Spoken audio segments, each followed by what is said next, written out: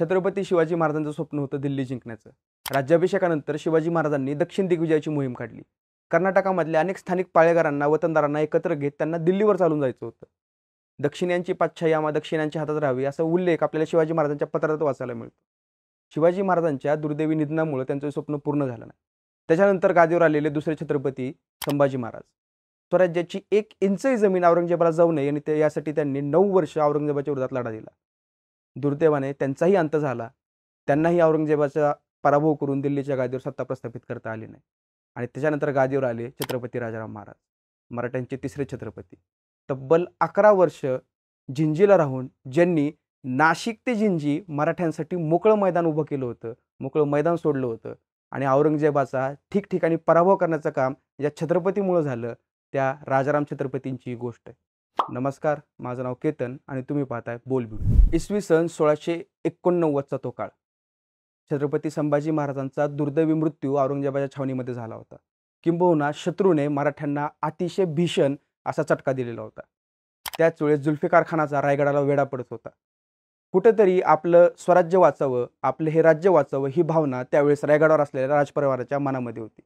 येसुबाई राणीसाहेब, शाहू महाराज यांनी गडावर राहावं, राजाराम महाराजांनी गडावरून निघून जावं, बाहेरून शत्रूसोबत युद्ध करून त्याला जेरीस आणावं, गडावरून येसुबाई राणीसाहेबांनी लढा द्यावा आणि मिळून त्या शत्रूचा अंत करावा अशा प्रकारची रणनीती ठरली. आणि ठरलेल्या रणनीतीप्रमाणे राजाराम महाराज त्यांच्या पत्नींसोबत संताजी घोरपडे, धनाजी जाधवराव यांच्यासोबत वाघ दरवाजातून निसटले आणि प्रतापगडच्या दिशेने गेले. कुठून तरी ही बातमी मात्र जुल्फिकार खानाला कळाली आणि जुल्फिकार खानाने एक खूप मोठी सैन्याची तुकडी राजाराम महाराजांच्या पाठलागावर पाठवली. एव्हाना राजाराम महाराज प्रतापगडला येऊन पोहोचले होते. आणि ज्यावेळेस शत्रूचं सैन्य त्या प्रतापगडच्या पायथ्याला आलं, त्यावेळेस कुठंतरी आपण प्रतापगडाच्या वेढ्यामध्ये अडकून जाऊ, रायगडावर निसटून प्रतापगडावरून अडकण्यामध्ये काही अर्थ नाही. आपल्याला हा वेढा फोडावा लागेल, शत्रूचा पराभव करावा लागेल आणि इथूनही निसटून जावं लागेल अशा प्रकारचा विचार राजाराम महाराजांच्या मनामध्ये पक्का झाला होता. पण दुर्दैवानं जे काही स्थानिक सरदार होते, ते स्थानिक सरदार हे मुघलांना मिळाले होते. मराठ्यांचं राज्य संपतंय, आपण आपलं स्वतःचं अस्तित्व वाचू या भावनेतून हे सरदार मुघलांना जाऊन मिळाले होते.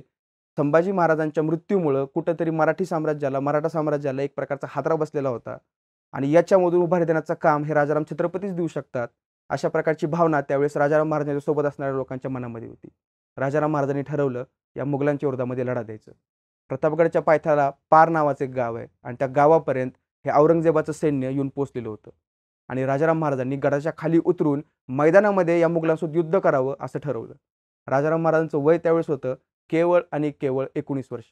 त्यांच्या आयुष्यातली ती पहिली लढाई होती आणि पहिल्या लढाईमध्ये त्यांनी निर्णय घेतला ते स्वतः हत्तीवर बसून युद्ध करणार. मराठ्यांचा पहिला छत्रपती जो हत्तीवर बसून युद्धात उतरला. छत्रपती शिवाजी महाराजांनी हत्तीवर बसून कर्नाटकाची मोहीम केली होती. छत्रपती संभाजी महाराजांनी सुद्धा प्रचंड युद्ध केली, पण शिवाजी महाराज असोत, संभाजी महाराज असोत या दोन्ही छत्रपतींनी कधीही हत्तीवर बसून कुठलंही युद्ध केलेलं नव्हतं. पण मराठ्यांच्या अशा छत्रपतीने ज्यानं त्याच्या आयुष्यातली पहिली लढाई खेळली, त्या लढाईमध्ये सुद्धा वयाच्या अवघ्या 19व्या वर्षी हत्तीवर बसून युद्ध करण्याचं त्यानं ठरवलं. या एका विचारानंच तिथल्या सगळ्या लोकांच्या अंगामध्ये हत्ती एवढं बळ संचारलं. पार गावामध्ये उतरून मुघलांचं सैन्य मुक्काम करत होतं. प्रतापगडला वेढा कसा द्यावा याविषयी विचार करत होतं. त्याच वेळेस राजाराम महाराजांनी प्रतापगड सोडला. आपल्या सैन्यानिशी ते त्या मुघलांच्या सैन्यावर तुटून पडले. तुंबळ युद्ध झालं. दुर्दैवानं स्थानिक सरदार हे त्या मुघलांना मिळाले होते. मुघलांची संख्या जास्त होती, त्यामुळे राजाराम महाराजांचा त्या लढाईमध्ये पराभव होण्याची चिन्ह दिसू लागली. आपला नेता त्या युद्धामधून वाचावा, त्याला कुठल्याही प्रकारचा धोका होऊ नये म्हणून मावळ्यांनी संरक्षण दिलं. कडक करून संताजी भोसले, संताजी घोरपडे, महानवार, रुपनवार यासारख्या सरदारांनी राजाराम महाराजांना संरक्षण दिलं, संरक्षणाचं कडं केलं आणि राजाराम महाराजांची या युद्धामधून सुरक्षितपणे सुटका केली. त्यानंतर अतिशय खडतर परिस्थितीमध्ये राजाराम महाराजांनी प्रतापगडावरून जिंजीपर्यंतचा प्रवास केला आणि अखेर नोव्हेंबर 1689ला ते जिंजीला जाऊन पोहोचले. छत्रपती शिवाजी महाराजांचा आग्रा ते राजगड हा प्रवास जीवघेणा होताच निश्चितच, परंतु छत्रपती राजाराम महाराजांचा रायगड ते जिंजी हा प्रवास मात्र अतिशय भयंकर आणि अतिशय जीवघेणा होता. कारण या संपूर्ण प्रवासामध्ये कुठलाही सरदार, कुठलाही पाळेगार, कुठलाही स्थानिक वतनदार आपल्याला धोका देऊ शकतो. आपण सुरक्षित नाहीत. आपलं राज्य कुठेतरी संपुष्टात आलंय. आपला शत्रू वरचढ झालाय. आपल्या छत्रपतीचा, आपल्या सख्या मोठ्या भावाचा दुर्दैवी अंत झालेला आहे. अशा परिस्थितीमध्ये आपल्या वहिनींना, आपल्या पुतण्याला रायगडावर सोडून स्वराज्य वाचवण्यासाठी भोसले घराण्यातलं हे दुसरं मूल सगळं काही मागं सोडून जीवाच्या तडफेनं त्या जिंजीकडे पळत होतं आणि हा रायगड ते जिंजी प्रवास त्यामुळे जीवघेणा ठरला, कारण मराठ्यांची एकमेव अपेक्षा ही छत्रपती राजाराम महाराजांवर अवलंबून होती. परंतु प्रतापगडच्या पायथ्याला हत्तीवर बसून केलेलं युद्ध हे छत्रपती शिवाजी महाराजांनी 1659ला जो अफजल खानाला फाडलं होतं, त्याच युद्धाची, त्याच पराक्रमाची आठवण करून देणारं ठरलं. त्याच्यानंतर राजाराम महाराज जिंजीला पोहोचले, पण एका वर्षामध्येच ही परिस्थिती बदलली. कारण राजाराम महाराजांना रायगडावरून जिंजीला जाईपर्यंत अनेक हिंदू पाळेगारांनी मदत केलेली होती. या गोष्टीचं वर्णन करताना डिसेंबर 1690 मध्ये मद्रासकर इंग्रज लिहितात. सुरतेच्या प्रेसिडेंटला त्यांनी जे पत्र लिहिलं, त्या पत्रामध्ये ते मद्रासकर इंग्रज असा उल्लेख करतात की राजाराम रायगडावरून निघून जिंजीला आलाय. औरंगजेबाच्या विरोधामध्ये तो इथे राहून युद्ध करतोय. औरंगजेब मात्र पुरता परेशान झालाय. औरंगजेबाने छोट्या मोठ्या हिंदू पाळेगारांचं संस्थानं, त्यांची जी राज्य ती खालसा करण्याचं काम सुरू केलंय. याच्यामुळे ही छोटी मोठी पाळेगार अतिशय औरंगजेबावर चिडून आहेत आणि या सर्वांनी एकत्रित येत या राजारामाला सपोर्ट करण्याचं, या राजारामाला ताकद देण्याचं ठरवलेलं आहे. आणि निश्चितच त्यांचं धोरण हे राजारामाला भारताच्या सम्राटपदी बसवण्याचं.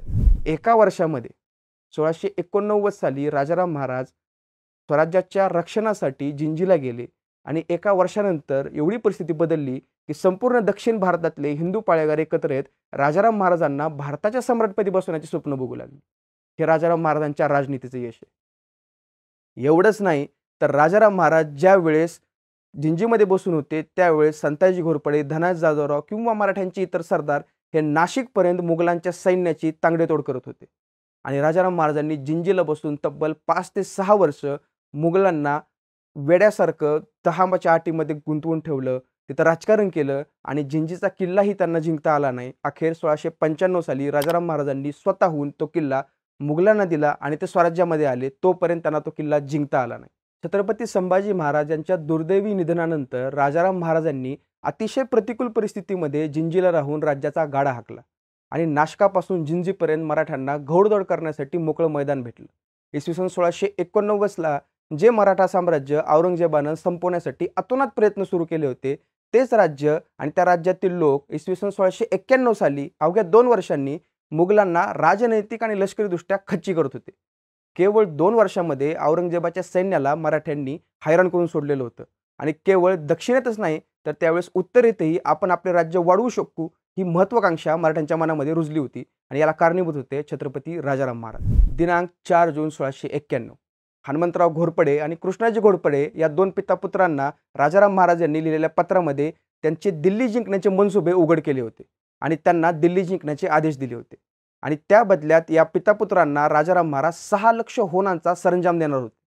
ही मोहीम कशी होणार होती याची माहिती आपल्याला काही पत्रांमधून पाहायला मिळते. या मोहिमेचे टप्पे सुद्धा राजाराम महाराजांनी ठरवून दिलेले होते आणि ते टप्पे असे होते की जर त्यांनी पहिल्यांदा रायगड प्रांत काबीज केला तर त्यांना 62,500 होऊन मिळतील.